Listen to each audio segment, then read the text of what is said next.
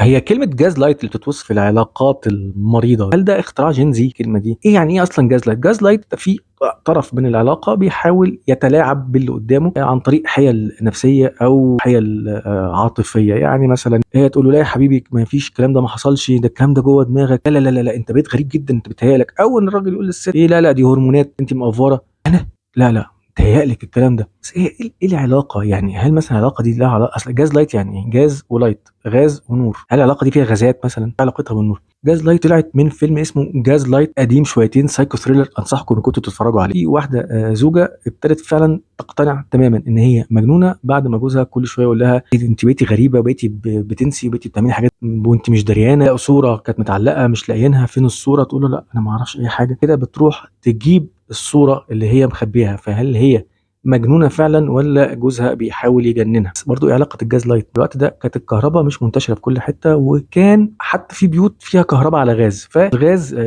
كانوا بينوروا بيه. بس هي مش لمبه الجاز بتاعت زمان بتاعتنا دي، لا، كان جوه الحيطان في انابيب غاز، زي ما دلوقتي في كهرباء في كل اوضه بيبقى في زي لمبه جاز كده بتنورها وتطفي، هي واصله بالبيت كله.